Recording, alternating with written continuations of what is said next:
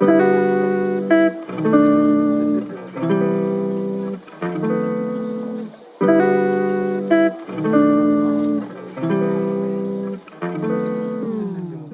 this is the Dean Abbott podcast, and my guest today is Nathaniel Marshall, who goes on Twitter by Oblate8. So if you are a Twitter user, you might go ahead and follow him. Thanks for doing this, Nate. I'm excited, man. Thanks for having me on.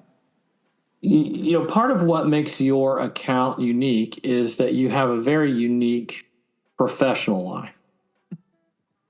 Can you tell us a little bit about what you do there? Sure. So I am a plumber by trade. I've been a licensed journeyman plumber in the state of Georgia for 8 years, but I've been in the trade for about 10. In the state of Georgia, you have to have 3 years of on-the-job experience in order to sit for the licensing exam. I had begun my career in Southern California, which is where I'm originally from. I was born in Long Beach, grew up in the beach cities area, Seal Beach, Long Beach, Huntington Beach, right there along the coast. And I started there, moved to Georgia actually this month in 2015, and have been plumbing this entire time. So I turn wrenches by day. Well, actually not so much anymore. I'm not in the field currently. I still do some plumbing for friends, family, church folks, but at this point, I am involved in communications training and leadership development and instructional design. I'm part of our training organ within my company. So I have the trades background, but then I've kind of flip-flopped into I guess it would be I'm loath to say it, but a white collar, a white collar role. So, but God forbid. Are you technically a plumber? I am, yeah. Okay, so you're a plumber, but you also have some other vocational aspirations in the church, yes? Correct. Yep, I'm a seminarian. I'm in the Reformed Episcopal Church, the REC. Our primary seminary is Cranmer Theological House in Dallas, Texas. And so I'm currently in the diaconal certificate program there, which will, by the end of that education, I'll meet the canonical requirements to be ordained as a deacon. So I will be, Lord willing, one day in the next couple years, an Anglican deacon. What is a deacon in the Reformed Episcopal Church? Yeah, a deacon has a number of different roles. There's the liturgical role. I'm there to assist the priest in the course of the Sunday morning liturgy. But I think a deacon's ministry is geared towards being a sacramental presence of Christ in the world. And when I say in the world, that's the vocation of all Christians, and that's the vocation of priests to a certain extent as well. But I think where priestly ministry is very, by design, I think, sort of interiorly focused. The priest is responsible for the spiritual life of the parish.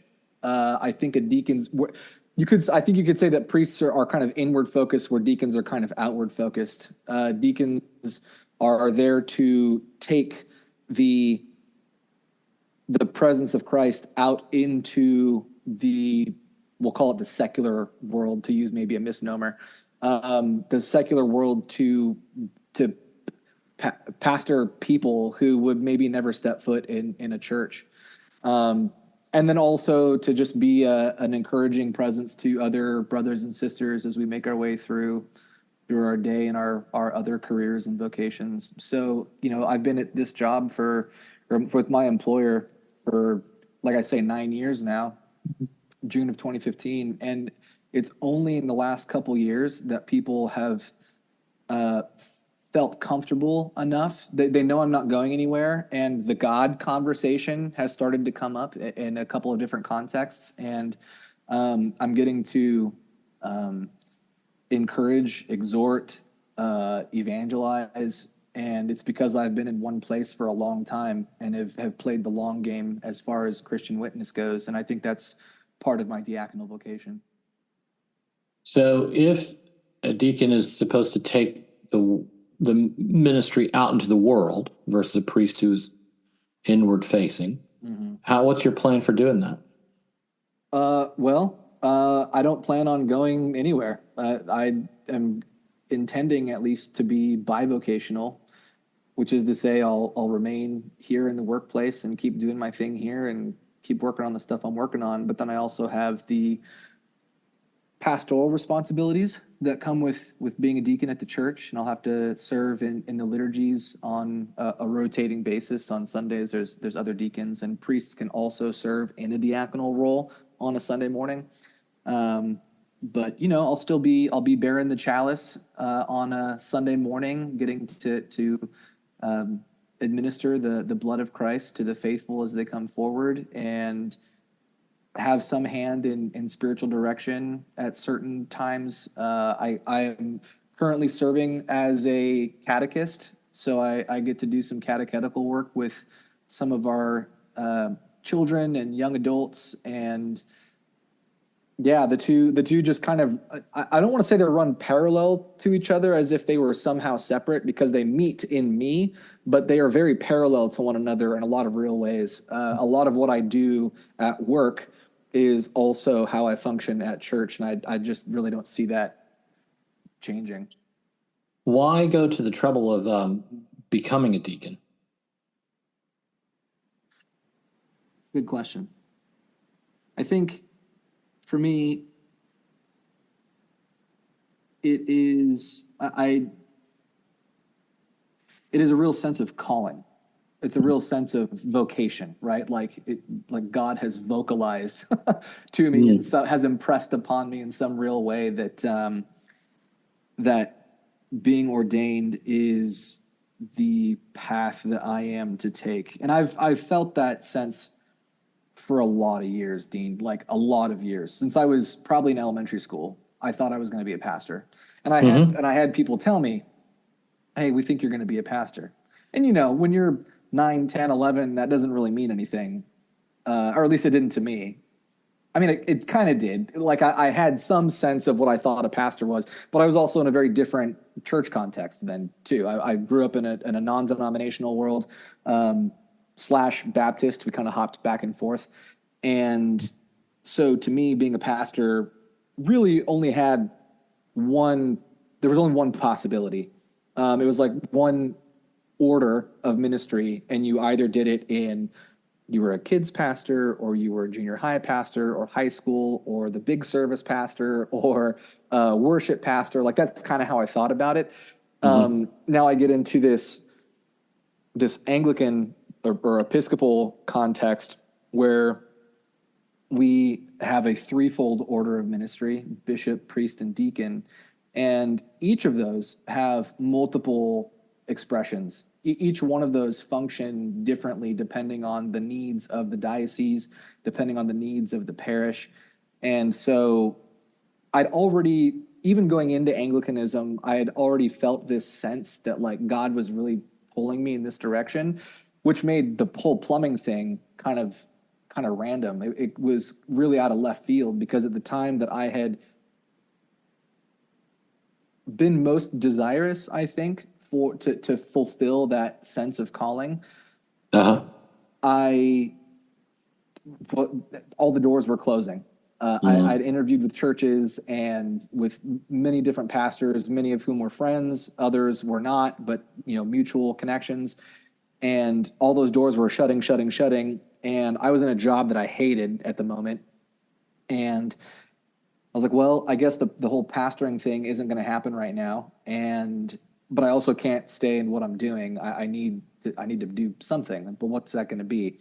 So long story short, it was plumbing was the door that opened. And I was like, well, I'm going to do this. But God, I pray that as I enter into this work, that you might one day, that you would prepare me for this call that I sense that you've had on my life, which is both internal to myself. I sense the call. Other people external to me are telling me that they sense a call on my life as well.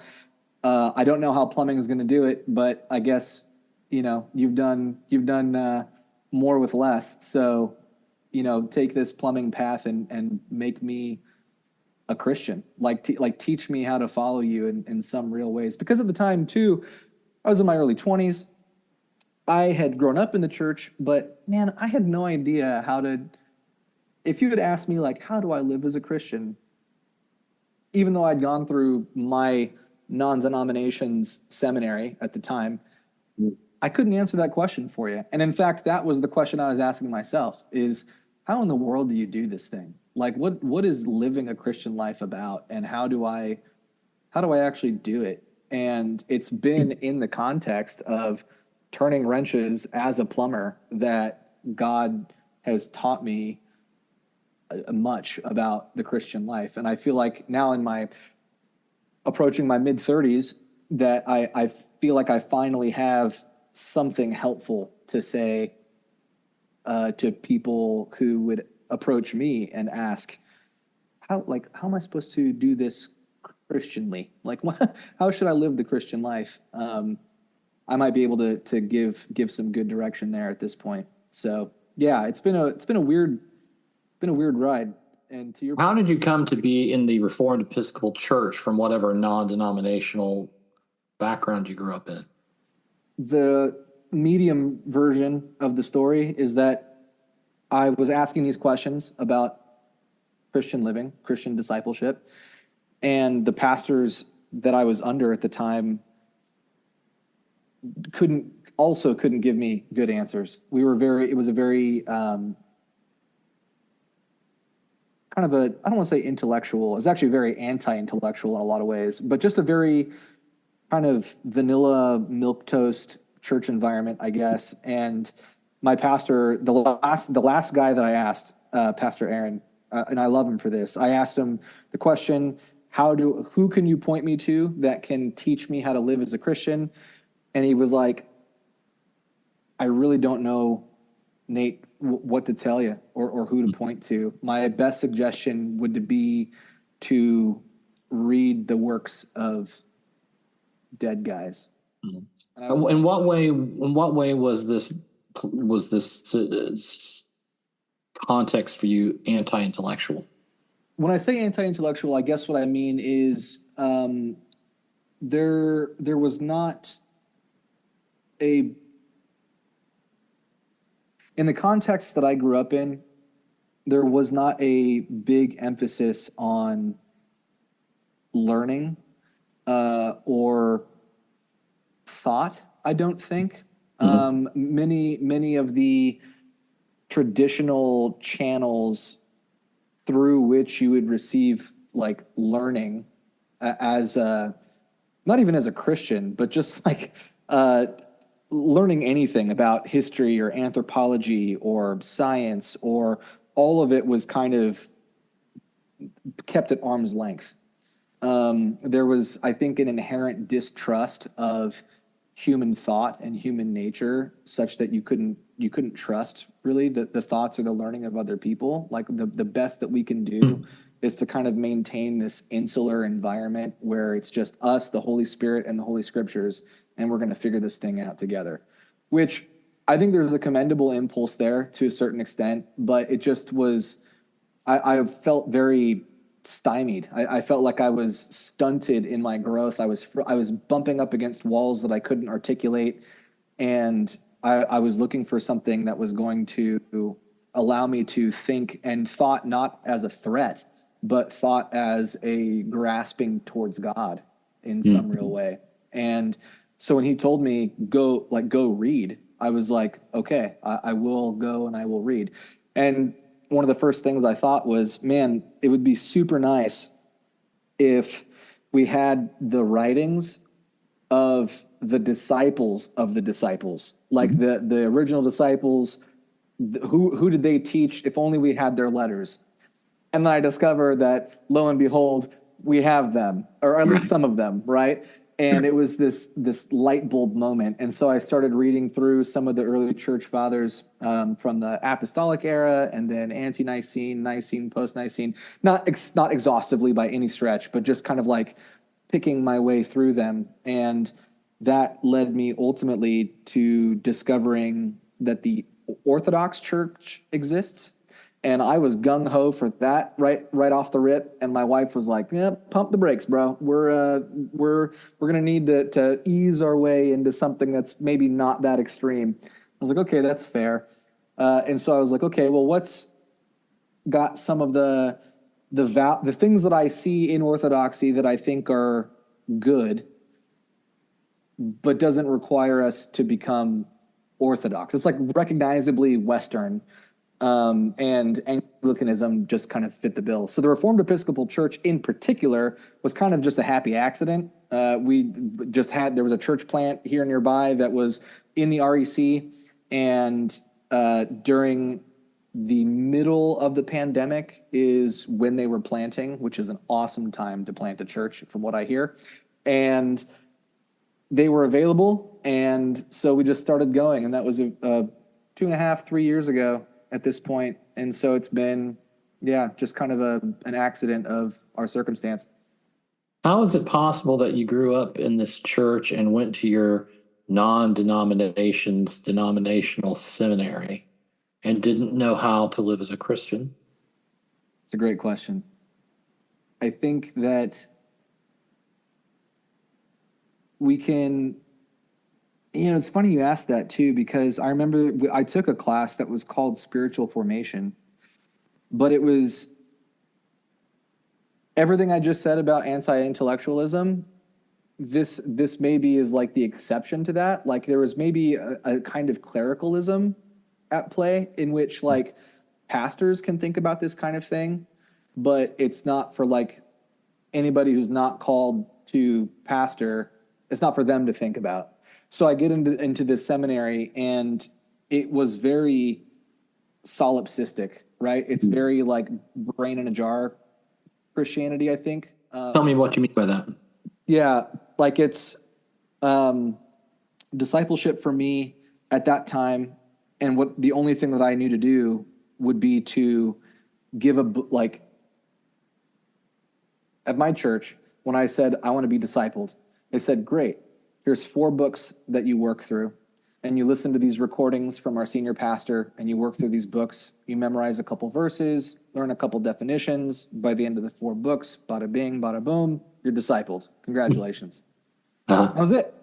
And that was kind of the model at maybe a more sophisticated level that was available to me through the seminary. So when it came to, for instance, praying, the Apostle Paul tells us to pray without ceasing. What does that mean? What does that look like? How is that accomplished? Can I stop to eat at some point, or do I just keep going?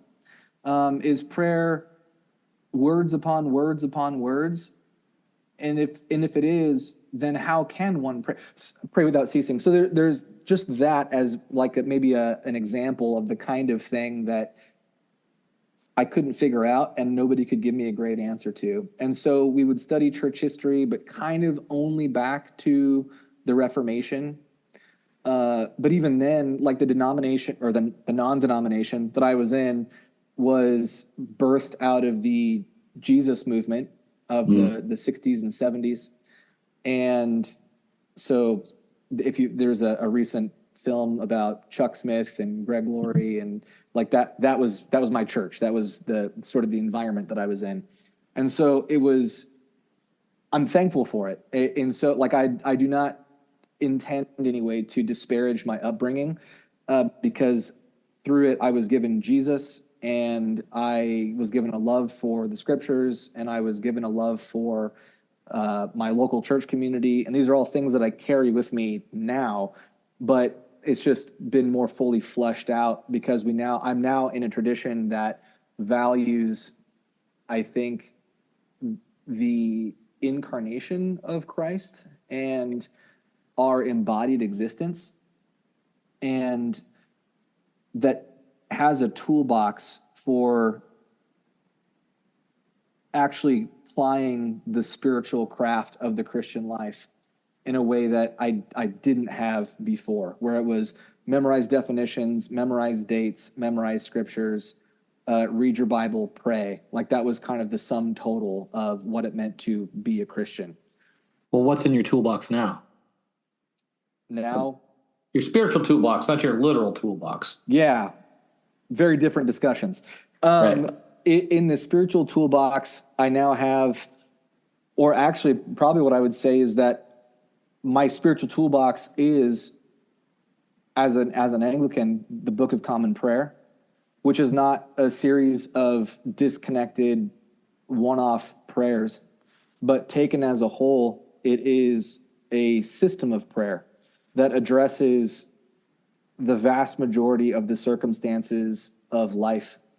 And through it, you are shepherded into thinking and praying through life's many twists and turns. And so that's one. I think that as an Anglican, I feel like I have a connection to patristics, and so I have access to many thinkers, many thoughts. What's patristics first?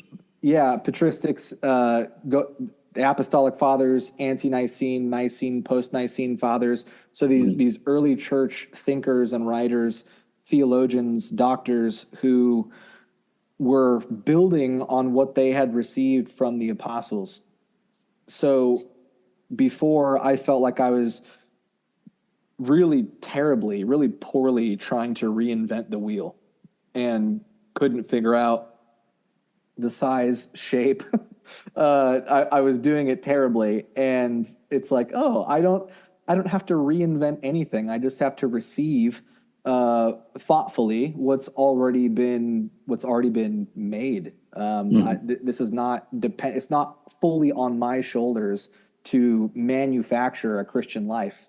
I have others who have gone before me, other holy men and women who have laid the path, and I just have to walk the path that they have laid. What has turning a wrench taught you about how to live a Christian life?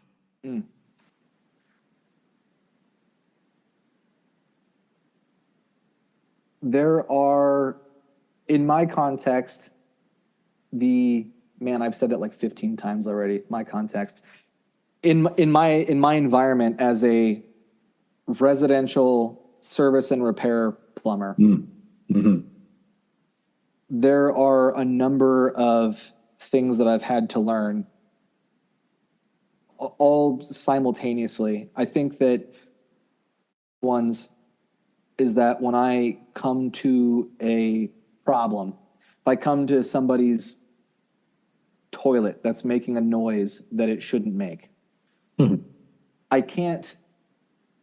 don't get to verbally manipulate the situation in such a way that I can somehow reframe the toilet's issue as not an issue and weasel my way out of taking care of it. I have to listen, sometimes literally, but I have to listen to the toilet. I have to listen to what the toilet is telling me, and in humility, submit myself to the material demands of the toilet that is sitting in front of me, and then tinker and figure and think and manipulate.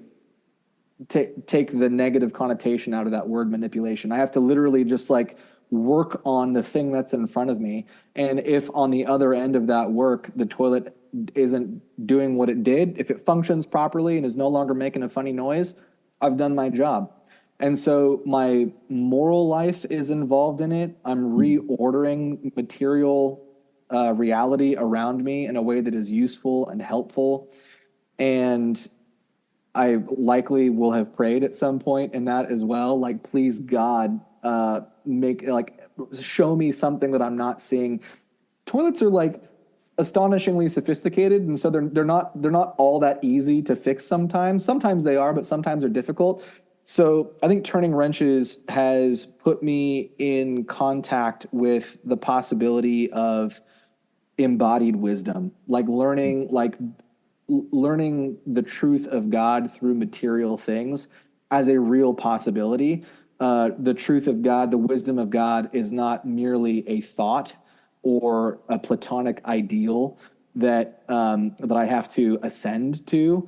The gospel is that God was with us in physical material reality is with us. Christ ascended it physically in a body. And so it just opens up the possibility of things, the stuff of the environment around us, as being touch points where we actually get to meet with God. And yeah, so I think that turning wrenches was the way that I finally came to understand and experience that. Being a residential plumber and going into people's homes, what has that taught you about how people really live and about human nature? The way that people exist in their homes, it's a spectrum, right? There's a spectrum of order and disorder in any given home. And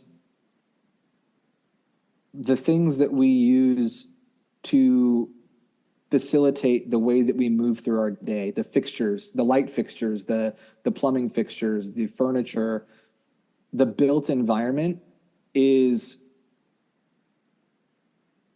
in some way integrated into the way that people think about themselves, the way that people manifest their desires. They envision themselves existing in a particular kind of way, and the things in their home add to or take away from that. And so when I get to a person's home, if they are having an issue with their plumbing, the primary issue that I'm there to deal with is not actually their plumbing.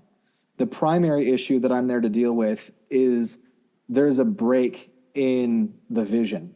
They thought that they weren't. They thought that they were there to exist in some kind of way, and they don't. That's now out of reach. And I'm there to sort of reunite them with their vision of existence in their own home, to sort of repair the rent relationship between homeowner and home.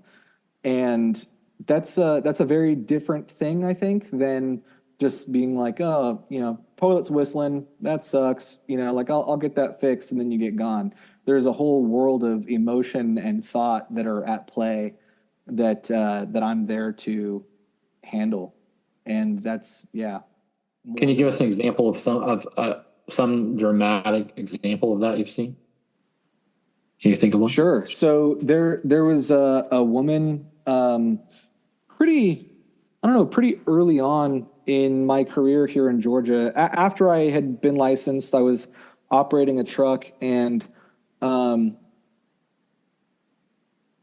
she had a gold cross from a necklace that she had taken her necklace off and set it down next to her sink, and the gold cross had slipped off the chain, down the sink, and down the drain. And she was fairly distraught. What she didn't know is what I knew, right? So what I knew that she didn't know is that right under the sink is a P-trap, and that P-trap has a couple of nuts that hold the bottom portion of the trap in place, that trap is full of water, and that a drain doesn't just go under your sink and then drop down directly into a sewer. There's a trap there that holds water, and that water is there to prevent sewer gases from backing up through the pipe and out into your bathroom. So I knew that unless she had run water, which she said that she hadn't when I talked to her on the phone before I went to the house, I knew that pendant was probably sitting just in the water. She didn't know that. I couldn't explain all this to her over the phone. So I get there, she leads me to the bathroom, and I get a little bowl, set it under the P-trap, break the nuts, pour out the water, and blink, there's the pendant. It's just right there. It's easy. So I come out with the bowl, I grab the pendant, and I hand it to her. She immediately begins weeping. What I didn't know that she did was that this pendant was the first piece of jewelry, the first gift that her husband had given to her when they were first dating. Her husband had passed in the couple years prior to my visit, and this was one of the remaining things that she had that sort of embodied for her their entire life together. And so she had literally, she had lost it almost down the drain, literally, right? And so with just a little bit of know-how, I was able to reorder not only the physical world, but I was able to bring some order back to her emotional and psychological world. Doing the work of the Lord. Yeah. On Twitter, we ask people for questions. Are you ready to answer the demands of the masses and see if we can satisfy these questions? Let's go. Do you have them handy, or should I? Yep. Okay, let me see if I can pull them up. I thought I had them. Here they come. The first question is: in-sync disposals, angelic or demonic? I lean heavy demonic on this one. I think what's wrong with in-sync disposals? Are terrible. In a kitchen, you have a single basin or a two basin sink. Usually, if it's a two basin, under one of them, you will often find a garbage disposal. And the idea of the disposal is that it grinds up solids into teeny tiny chunks and then gets washed down your drain. The problem with the disposal is that it invites people to use their drain in a way that a drain was not intended to be used. If you would not think to yourself, imagine for a moment that the disposal didn't exist and you were standing at a sink that just went right into a pipe that went to your sewer. It is a very rare individual that would think to themselves, I know what I'm going to do with these food scraps after I've just done cooking. I'm going to try and shove them down the drain and wash them away and hope for the best. No, you'd throw them in the trash, or you'd give them to the chickens, or put them in the compost. You'd do something else with the scraps. But a disposal immediately says to the person, hey, why don't you take those things and try and grind them up in here? And what that amounts to is, for folks that are on septic systems, a septic tank, for those that are not connected to a city sewer, if you have a septic tank where all of your waste goes, then that tank is intended to be an ecosystem. And it is bacteria, microorganisms that slowly digest the stuff that makes it into the septic tank. And with a disposal, you're putting so much solid waste into the septic tank that it throws off the equilibrium in the ecosystem, and it just becomes, it becomes, I think anaerobic is the right word. It hinders the function of the septic tank. There's too much solids in there, and now it just becomes like a glorified in-ground landfill, essentially. Mm-hmm. And so it hinders the use of the septic tank. You've got all kinds of solid waste that starts plugging up maybe your kitchen line, your kitchen line leading from your sink to your sewer. Stuff can get caught in the sewer. All that solid waste, if it makes it out to the city, can cause problems in the city line, which then can cause issues for not just your house, but maybe your entire neighborhood. And it probably wouldn't be your fault. It's the cumulative effect of everybody using their disposals on a frequent basis. I just don't like disposals. I think they're dumb. I think I understand why they exist, but I also think that people, use their plumbing in a way that they wouldn't otherwise, simply because it's there. Next question.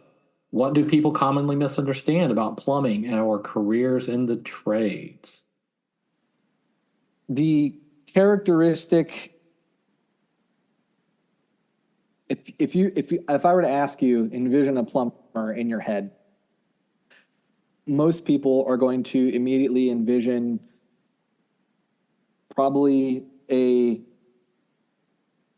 maybe a heavy set fella that's kind of sweaty, dirty, the plumber's crack hanging out.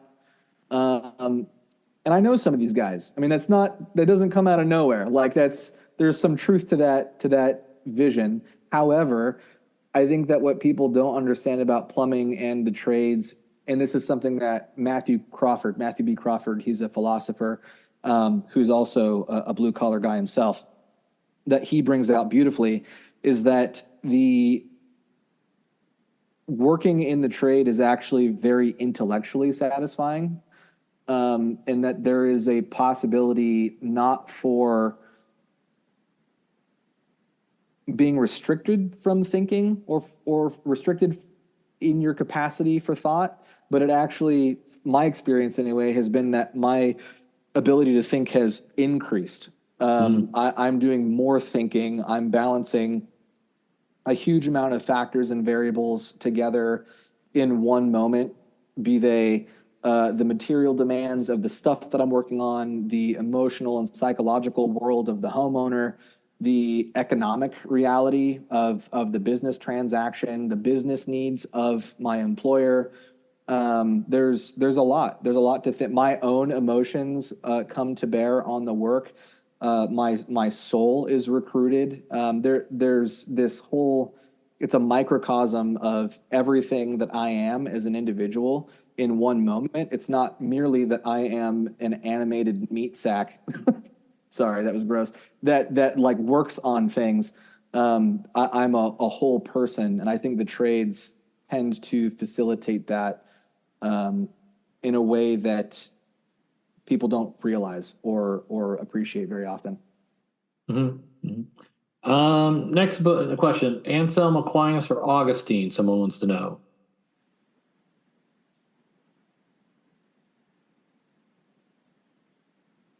I don't have extensive engagement with any of the three of them. I guess if I had to choose, I would probably go with Augustine, but that's, I think, mainly because Augustine has such a huge influence on the rest of Western Christian thought.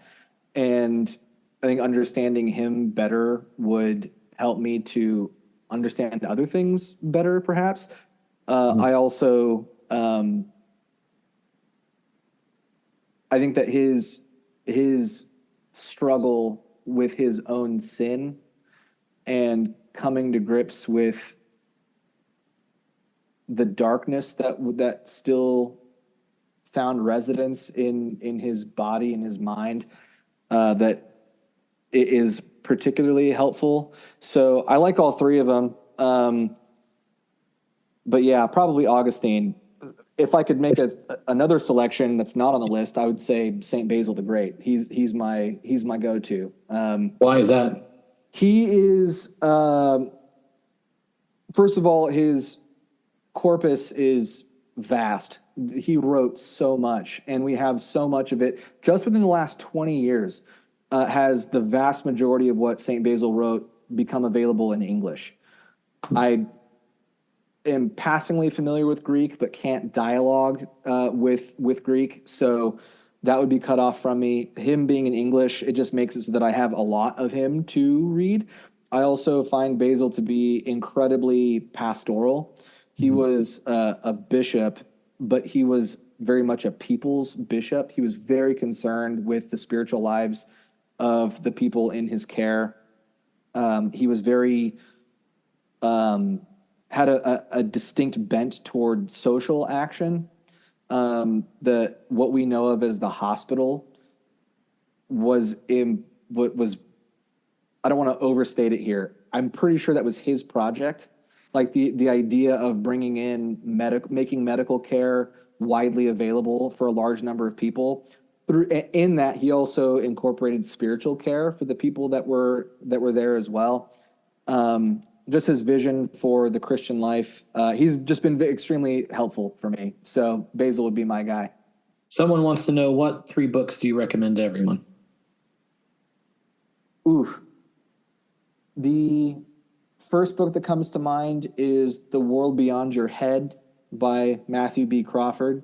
Because he diagnoses really, really helpfully a lot of what's happening in our current cultural and social milieu, the lifting up of the sovereign self and all of the absurdities that's led to. He kind of identifies where that came from, the different expressions that it takes in terms of like social media. He looks at gambling, machine gambling in Vegas as a case study. He also looks at people who are in skilled practices and as sort of an antidote to a lot of our current ills. So, The World Beyond Your Head by Matthew B. Crawford would be one. Another would probably be The Consolation of Philosophy by Boethius. Boethius, thank you. That has been another really helpful one for me. And then a third book. Well, since I'm reading it with a friend actually right now, is On the Human Condition. It's a compilation of homilies by Saint Basil with the Popular Patristic series from Saint Vladimir's press. On the Human Condition is just a really beautiful, expansive look at the human condition. And Basil has a very high anthropology. He does not hate bodies. He does not hate material reality. He does not hate humans. He very much loves humans. And I think that his balance between the honor that God gives us in creating us, but the humility that we ought to have in the fact that he created us from the dust, he really keeps that in mind throughout his entire corpus. So those would be my three. Very good. All right. On that note, maybe we should wrap it up. Before we do, you might just affirm for everyone that, contrary to what they might see on Twitter, I do not look exactly like Mark Hamill. I can vouch for this. The profile picture, very Mark Hamill, but the man that I am gazing upon currently in digital form is a little more Dr. Obi-Wan. Dean Abbott, perhaps a wizard, maybe somebody trained in the arcane arts. Professor of Defense Against the Dark Arts. That's my vocational goal. That's on my resume. I love it. It should be. All right. Thank you, Nate, very much. Thank you, Dean.